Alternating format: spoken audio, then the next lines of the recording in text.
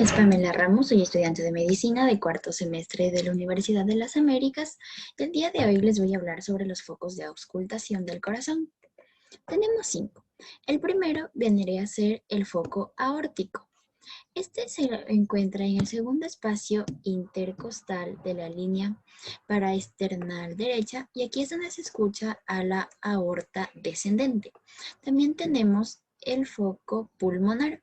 Este, de igual forma, es en el segundo espacio intercostal de la línea paraesternal izquierda y es en donde se va a escuchar mejor a la válvula pulmonar.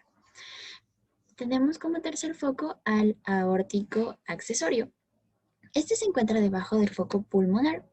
En esta zona se caracteriza porque nos permite escuchar los fenómenos acústicos valvares.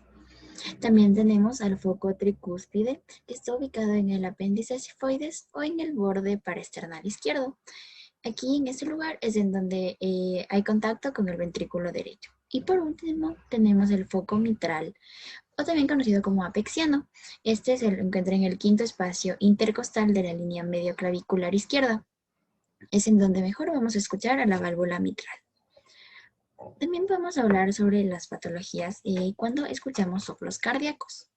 Entonces, si escuchamos un soplo cardíaco en la válvula mitral durante la sístole, estaríamos hablando de una insuficiencia. Si es durante la diástole, estaríamos hablando de una estenosis.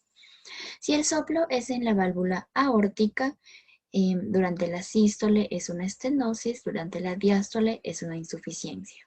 Si el soplo se da en la válvula tricúspide durante la sístole, sería una insuficiencia y durante la diástole una estenosis.